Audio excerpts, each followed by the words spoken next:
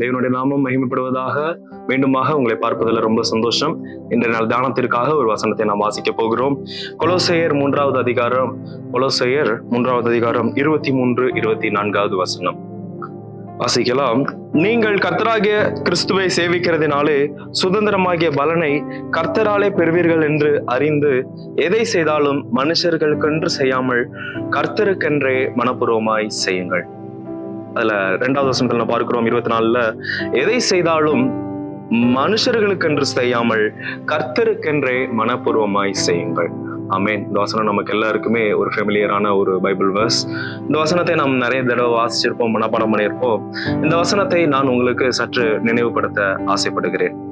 எதை செய்தாலும் மனிதர்களுக்கென்று செய்யாமல் கர்த்தருக்கென்றே நல் மனதோட செய்யுங்கள். ஒரு ஊழியக்காரர் அழகாக சொல்லுகிறார், என்ன அப்படின்னா, எதை செய்தாலும் மனிதன் ரசிக்க அல்ல, உன்னை படைத்தவன் ருசிக்க செய். எதை செய்தாலும் மனிதன் ரசிக்க அல்ல, உன்னை படைத்தவன் ருசிக்க செய். இந்த நாட்கள்ல பல காரியங்களை நம்ம செய்கிறோம். ஊழியத்தை மட்டும் நான் சொல்லல, பல வேலைகளை செய்கிறோம், படிக்கிறோம், நிறைய காரியங்களை செய்கிறோம். நமக்கென்று ஒரு பொறுப்பு கொடுக்கப்பட்டுச்சுன்னா அதை நம்ம செய்யறோம்.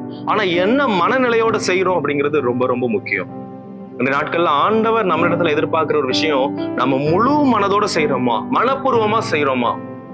ஊழியம் கொடுக்கப்படுகிறது சபைகள்ல, ஊழியங்களை செய்கிறோம், வேலைகளை செய்கிறோம், பிசினஸ் செய்கிறோம், படிக்கிறோம், எல்லாவற்றையும் மனப்பூர்வமாய் செய்கிறோமோ, மனப்பூர்வமாய் செய்கிறோமா. பிசாசை குறித்து வேதம் தெளிவாக சொல்கிறது, தனக்கு கொஞ்சம் பலன் உண்டென்று அறிந்தும் பிசாசானவன் எவனை விழுங்கலாம் என்று கெர்ச்சிக்கிற சிங்கம் போல வகை தருகிறான். கொஞ்சம் பலம், லீஸ்ட் ஸ்ட்ரென்த், வெரி ரொம்ப ரொம்ப ரொம்ப குறைவான பலத்தை கொண்ட அந்த பிசாசு கூட தனக்கு கொஞ்ச காலம் உண்டு என்பதை அறிந்து முழு பலத்தோடு முழு ஃபோர்ஸோட செய்யறான்.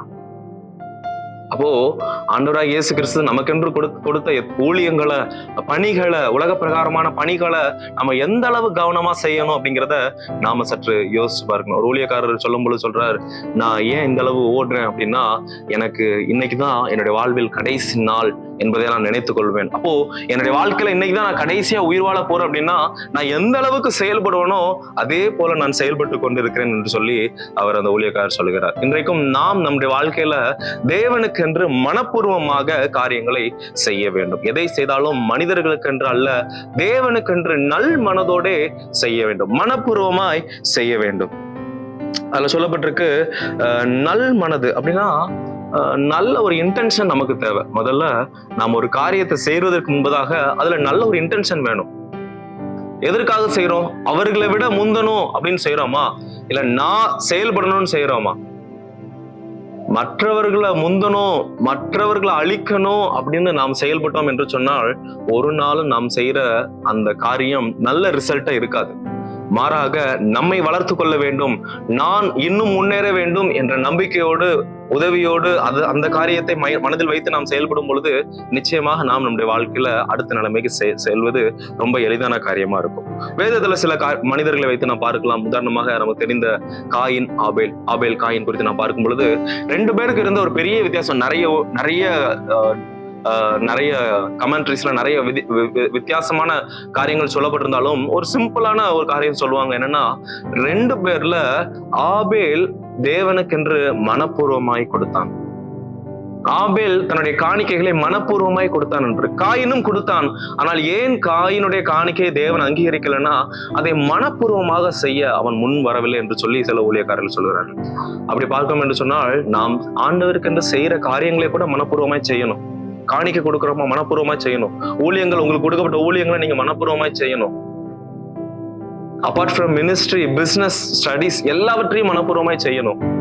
நீங்கள் ஆண்டவருடைய பிள்ளை என்பது அதன் மூலமாக வெளியிறங்குமா. இந்த வேதத்துல நம்ம பல மனிதர்களை பார்க்கலாம். ஒரு ஏழை விதவை குறித்து சொல்லப்பட்டிருக்கிறது. மார்க் 12வது அதிகாரம் 42வது வசனத்துல, அந்த ஏழை தனக்கு 2 பணம் இருந்தது, அந்த 2 காசையும் ஆண்டவருக்கென்று கொடுத்து விட்டார் என்று மனப்பூர்வமாய் கொடுக்கறதுல ஒரு சந்தோஷமா கொடுக்குறாங்க. அந்த ஸ்திரீ, பெயர் சொல்லப்படாத மார்க் 14வது அதிகாரத்துல பின்பகுதியில் சொல்லப்பட்டிருக்க அந்த ஸ்திரீ விலையேறப்பட்ட பரிமள தைலம், அந்த தைலத்தை உடைத்து அந்த விலைக்கல் பரணியை இயேசுவின் பாதத்திலே ஊற்றி விட்டாலாம். அதனுடைய விலை எவ்வளவோ சொல்றாங்க, நிறைய மதிப்பானது. அந்த நாட்களே நிறைய மதிப்பான ஒரு அந்த ஒரு பரிமள தைலத்தை இயேசுவின் பாதத்துல கொண்டு ஊற்றி விடுகிறார்களாம். மற்றவர்களெல்லாம் பார்க்கும் பொழுது இதை ஏன் காசை வேஸ்ட் பண்ற அப்படின்னு சொல்லி இயேசுவின் இடத்திலே கேட்கிற அளவுக்கு பேசுறாங்க. ஆனால் ஆண்டவராக இயேசு கிறிஸ்து சொல்றார், தரித்திரர் எப்பொழுதும் உங்களிடத்துல இருக்கிறார்கள், அவள் செய்யட்டும், மனப்பூர்வமாய் செய்யட்டும் அப்படின்னு சொல்லி ஆண்டவர் உற்சாகப்படுத்துறார். அடுத்ததாக சொல்ல போனால் ஒனேசிப்போர். பவுல் சொல்கிறார் தீமோத்தேயு 2 தீமோத்தேயு 1வது அதிகாரம் 16-18 ஒனேசிப்போரை குறித்து சொல்லும் பொழுது சொல்றார், ஒனேசிப்போரு நான் ரோமாபுரி வந்திருந்த பொழுது என்னை தேடி கண்டுபிடித்து எனக்கு ஏற்ற எல்லா உதவிகளையும் செய்தானாம். நாட்கள்ல நமக்கு மொபைல் இருக்கு, போன் இருக்குது, எல்லாத்தையும் கான்டெக்ட் பண்றோம், ஈஸியா ஒருத்தவங்களை தொடர்பு கொண்டுறோம், மெசேஜ் போட்டு இங்க இந்த இடத்துக்கு வந்துருங்க, இந்த பஸ் ஸ்டாண்ட்ல இந்த லொகேஷனுக்கு வந்துருங்கன்னு சொல்லி ஈஸியா கான்டெக்ட் பண்ணிடுறோம்.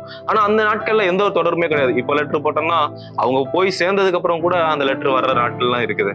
ஆனா பவுல் அழகா சொல்றாரு, ஒனேசிப்போரு ரோமாபுரி ஃபுல்லா தேடினானா. பவுல் இங்க வந்திருக்கிறாருன்னு சொல்லி ஒரு செய்தி வந்த உடனே ரோமாபுரி ஃபுல்லா, ஒரு மிகப்பெரிய சிட்டி, இந்த சென்னை மாதிரி வச்சுப்போமே, ஒரு மிகப்பெரிய சிட்டில மொபைல் இல்லாம எப்படி தேட முடியும் சொல்லுங்க. ஆனா அது எல்லாவற்றையும் தேடி கண்டுபிடித்து மனப்பூர்வமாய் பவுலுக்கு ஊழியம் செய்தானாம். அப்போ இந்த நாட்கள்ல நாம செய்ய வேண்டிய ஒரு மிகப்பெரிய ஒரு காரியம், ஊழியம் செய்யறோம், வேலைகளை செய்யறோம், மனப்பூர்வமாய் செய்யணும். இன்றைக்கு நம்மை நாமே நிதானித்து அறிய வேண்டிய ஒரு காரியம், எதை செய்தாலும் மனிதர்களுக்கென்றல்ல தேவனுக்கென்று நல்மனதோட மனப்பூர்வமாய் செய்ய நாம் கடமைப்பட்டிருக்கிறோம். இந்த நாளிலும் கூட நான் அதை தான் உங்களை சொல்றேன், உங்களை நீங்களே பரிசோதித்து பாருங்க, நான் தேவனுக்கு என்று மனப்பூர்வமாய் செய்கிறேன் என்று சொல்லி. ஒருவேளை இல்லை, அதில் குறைவுபட்டிருக்கிறேன் என்று சொன்னால் அந்த இடத்துல கேட்டு அதை நீங்கள் சரிப்படுத்திக் கொள்ள நான் உங்களை வாழ்த்துகிறேன். கடைசியாக இந்த வசனத்தை சேர்ந்து வாசிக்கலாம்.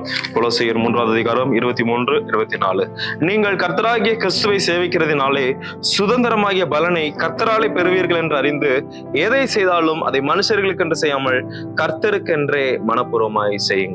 Thank you. God bless you. Have a nice day.